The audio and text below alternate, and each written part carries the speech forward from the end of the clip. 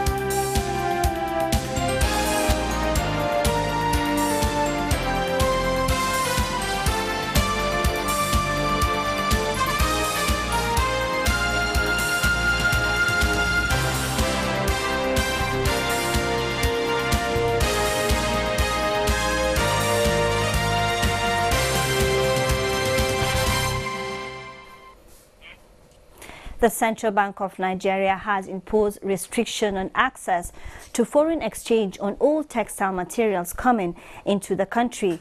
Governor of the Central Bank, Godwin Emefiele, announced this at a meeting with key players in Nigeria's textile industry in Abuja.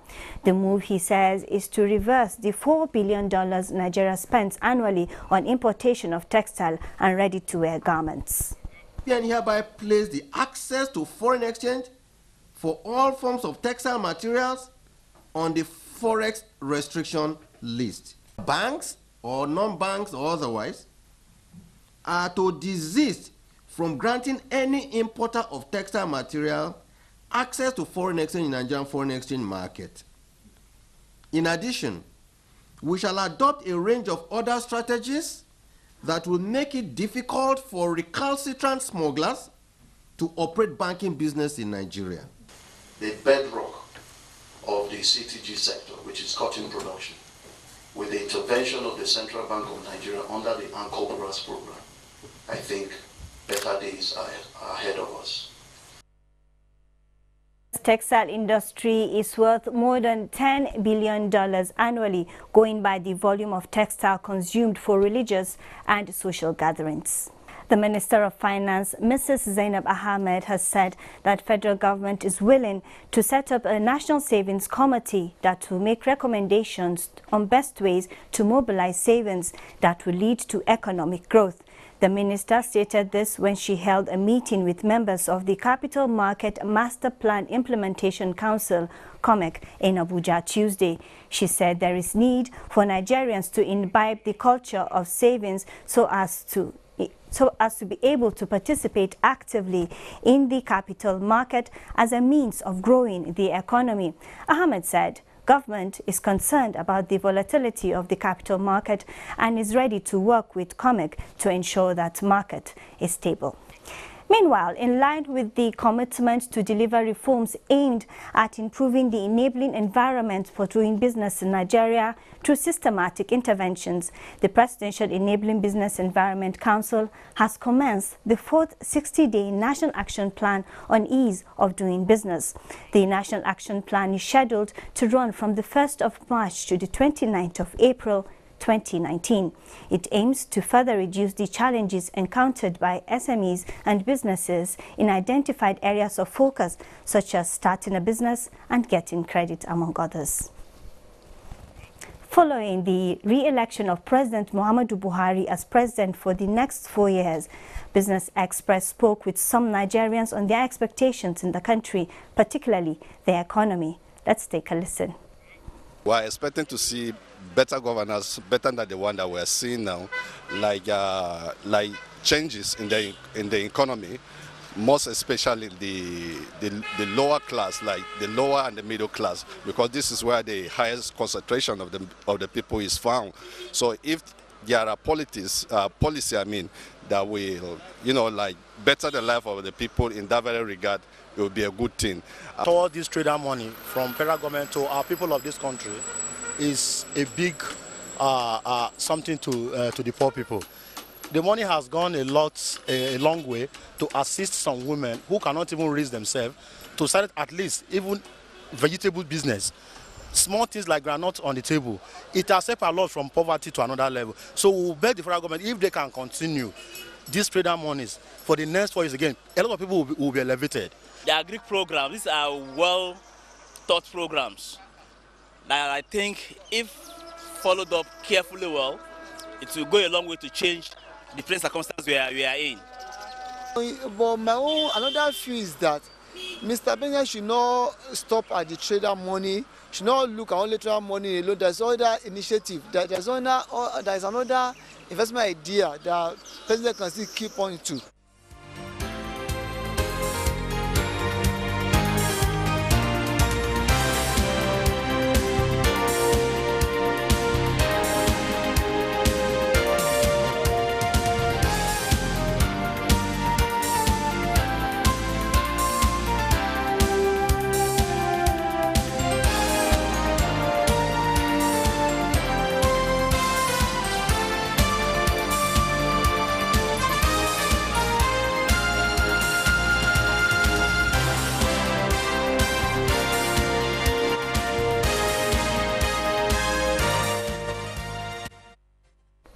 Today, we shall be looking at participation of women in economic development, and Jummai Oluyode Mohammed, Vice President, Women Development at Abuja Chamber of Commerce. She is also a coordinator of WINDEP, Women Industries Development and Entrepreneurship Program. Glad to have you on Business Express today. Thank you, Amina. Okay. Now, we are celebrating women for the annual Women's Celebration Day. How would you say women have fared? Well, this year the theme from the United Nations is Think Equal, Build Smart and Innovate. Okay. And for the Women's International Day, it is Balance for Better. So women are not doing too badly, thankfully, but there's a lot of work to be done. So before we go about what needs to be done, yes, what are women doing rightly? There's so many things women are doing.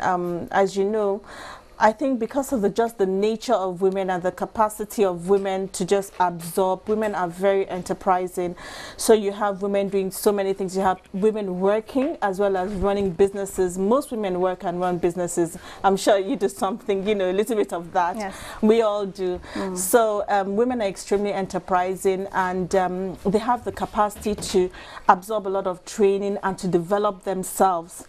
So I would say women are doing quite well. You made mention of women being enterprising. Yes. Now, in terms of wealth creation, yes, what would you say about that?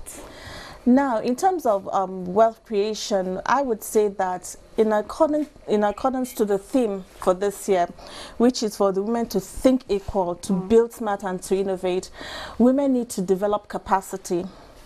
Not just in terms of just, oh, I know about my business. Look outside. What are the other businesses doing in international community?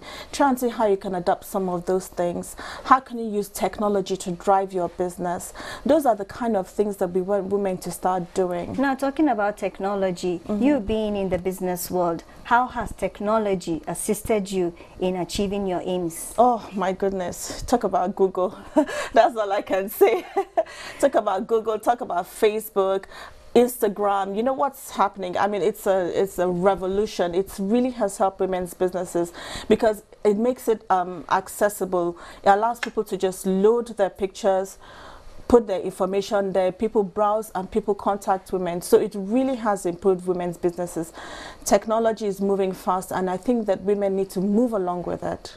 No, okay, for women who are, say, in the rural areas, how would you advise them to reach out to technology? Yes. Well, a lot of NGOs that I know, like for example, like you said, I'm the Vice President Women Development at the Abuja Chamber of Commerce, and then we also have this program called WINDEP, which is Women Industry Development Entrepreneurship Program. It's a platform for capacity building. So we have women across all industries, including NGOs. There are a lot of NGOs within that group. They are reaching out to rural women specifically to help them with capacity training and with building their capacity in terms of whether it's technology or knowing how to develop their businesses better.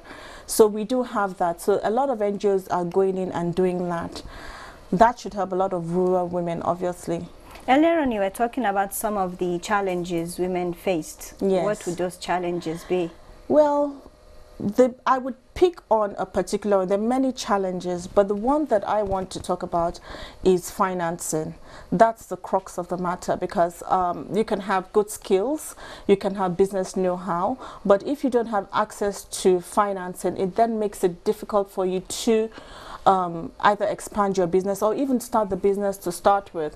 So one of the things we would like to appeal to government is to actually help us really open up that avenue for financing, make it a little easier for women to access that financing. There's so many stringent protocols, you know, bureaucracy in getting access to financing. Okay, is getting access to financing enough? Do women know how to manage funds, business plan, long-term plan, short-term plan? Do women have those know-how on how to manage when those funds come? Yeah, I'm glad you mentioned that, Amina. Like I said, that WINDEP is the platform to do that. We do that through the Business Entrepreneurship Skills and Training Center, BEST Center, which is an initiative of the Chambers of Commerce.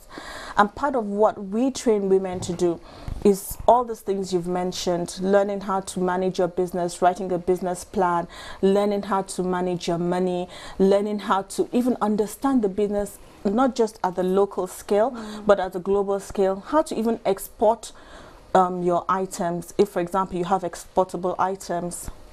Okay. Yes. Now, still talking challenges, would you say it's a level playing ground for women and men? It is implied yes. that it's not a level playing ground. It is implied. It is implied that it's not a level playing ground. But like I said, the onus is for us women to build our own capacity. Irrespective of what the challenges are or what, you know, statistics out there is, the solution is always to build capacity within yourself. Build capacity, mentor other women, support other women, have this network, be part of any network that can build. Like WINDEP, what we have quite a number of women that from the different companies that are part of the Chambers of Commerce, and what we want to do is just develop that network so women build their capacity. We also have a policy advocacy center where there's any policy issues that come, we send it to them and they help us with policy advocacy concerning all women issues, especially the ones that do with their businesses or industries, etc. With your experience on the field, where would you place the woman of today, the challenges, the prospects, and the way forward? I think that women in this day and time have they're very privileged compared to our mothers, compared to, you know, in those days. We are very privileged because we have the opportunity and many platforms to stand on to really just build ourselves. We have access to technology which they didn't have. I think the world has opened up for women. The world is recognizing that the woman's role is very important. Empower the woman, build the nation. That's actually one of our slogans in WINDEP. I'm going to come in here now. You say empower the women. Yes. Now you go outside the street, you see the woman selling banana. There's a woman with okpa somewhere. There's a woman grilling corn. There's a woman grilling. Yes. Those seems to be key drivers of economy. In your expert view, how would you say those women in informal sector of the Nigerian economy, how much force are they driving within the Nigerian economy? Well, I don't really have much statistics on that, but we know that entrepreneurship is the driving force of most economies in this day and age, especially Nigerians. Just look around you, there's so many entrepreneurs, and many of them women. Like you said, on the streets, many of them selling their women. So definitely women, if they are organized, as we are trying to do at the chambers, and build capacity, definitely they're going to help build this nation. And we're on our way. Okay, from a government perspective, what would you tell government in assisting women? Well, like I said earlier, access to finance for us, that is very, very important. We want government to help the women access to finance, make the list of criteria just a little bit more flexible, find innovative ways. We're in the year of innovation by UN, and according to UN, so find innovative ways to help women access finance. I think that is a very important point. Now, looking at the theme you were earlier talking about balancing, the balance for better. Balance for better. Now, looking at that theme from last year to this year, have you seen any change in what was set out to be achieved and what you set out to achieve this year? Well, achievement is progressive. So every year, definitely you have to be a step ahead of where you were last year. Otherwise, you haven't grown. So balance for better, I would say that it's just about women being able to balance themselves in the workplace as well as in the home, because not just working to achieve either career growth or growth in your business, but you also have to balance your home, which is take care of your children. That brings me to another question. The idea of balancing your home or work is a critical issue that lots of debate. Yes. So for the woman of today, whether the woman selling on the street, whether I sitting down here, or some professional woman in the bank, or you know, how does that work? Is it really will it really produce a positive outcome at the end of the day? Will it really produce a positive outcome? Well, the most important thing is to learn that balance. I think balance can be learned, because we are in a society where we're so much driven by performance, not just locally, internationally as well. They're driven much more by performance. So women have to find innovative ways of balancing their homes. It's critical. I mean, use technology, video conferencing before your kids go to bed. We have women who work round the clock. Now, you can't say it is wrong or it is right, because that's their prerogative. But the most important thing is, while you're doing that, to actually find a balance, find innovative ways and innovative means of taking care of your household and making sure that your children and your family and your husband and your family are well taken care of, even whilst you're pursuing that career or pursuing that business opportunity. Now, for the woman watching you and listening to you right now, and she's willing to take the next step from where she is, what would you advise her to do? Okay, I think I've mentioned bits and pieces.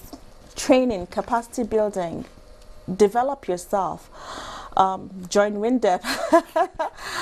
You know, go online. There's so many courses. Don't be stagnant. Don't be stagnant as women.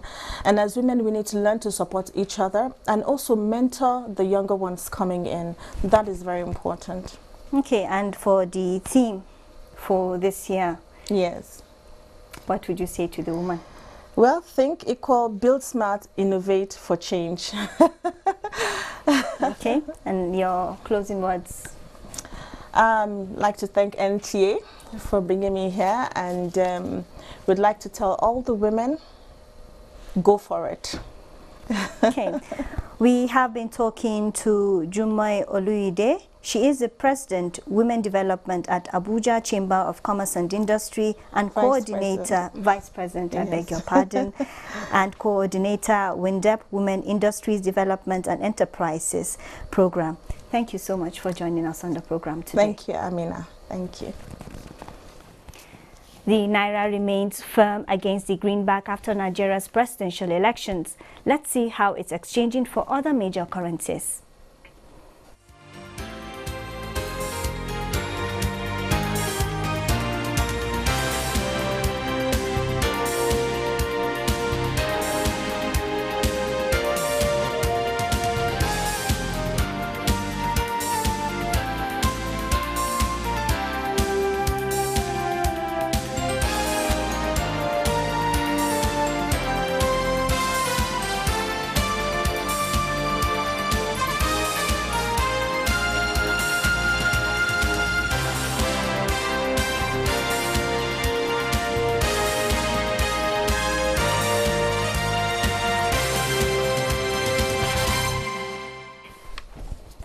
Trading on the Nigerian Stock Exchange closed in the red today, Wednesday, the 6th of March 2019, as the OSHA index dropped by 0.16%. Investors exchanged 197.2 million shares valued at 2.6 billion naira in 3,145 deals, while market capitalization dropped to 11.978 trillion naira. Global stocks mixed as investors watch U.S.-China trade developments. Bosede Abel has been following developments and now tells us more. Stocks on the global scene commenced early trading of 6 March 2019 mostly mixed. South Africa's JSA Africa Top 40 and Nairobi All-Share opened positive. Tunisia's Tunidex and Namibia Overall Index opened negative, while Ghana's GSA Composite Index was unchanged. European stocks hovered around the flat line Wednesday morning as market players waited for clarity from US-China trade talks. DAX and CAC 40 were seen on the red lines, while FTSE 100 started positive. Asia stocks bounced strongly midday Wednesday as markets took hope in stimulus measures announced by Beijing on Tuesday. The Shanghai Composite surged 1.57% to close at 3,102.10, and the Hang Seng Index also traded in positive territory, adding 0.26%, while Japan's Nikkei was low. U.S. stocks index features were lower Wednesday morning as market players remained focused on U.S.-China trade developments. In early hours of the day, the Dow futures fell 48 points, indicating a negative open of more than 22 points. Features on the S&P and Nasdaq Composite Index also pointed to a lower open. Thank you, Bosede. Now a bit of cherry news. Nigeria has overtaken Egypt as the largest rice producer in Africa. Director General Africa Rice Center, Benin Republic, Dr. Harold Roy McCoy, who made this known, says that Nigeria is now the largest rice producer at 4 million tons a year. He said there were efforts to increase overall rice production in Africa, but expressed doubt that it will curb rice importation as population has increased across the continent. Egypt, which was producing 4.3 tons annually, has reduced production by almost 40% this year as the Egyptian government decided to limit cultivation to reserve water resources. Africa produces an average of 14.6 million tons of rough rice annually.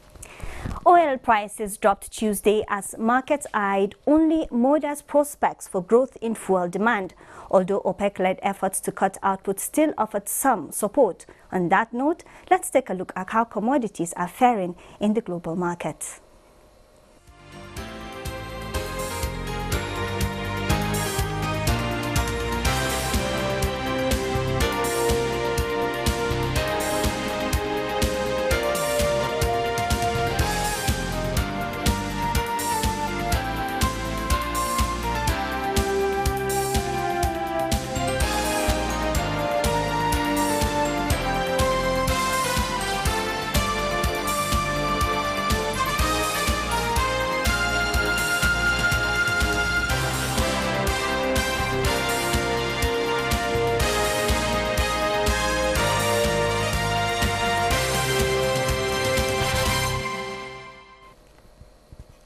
Well, with that, we come to the end of this edition of Business Express. This is to inform you that this and all previous episodes are available on YouTube, and you can also communicate with us on Twitter, and the handle is NTA News Now. Enjoy the rest of your week. I am Amina Nujaim. Thank you for watching.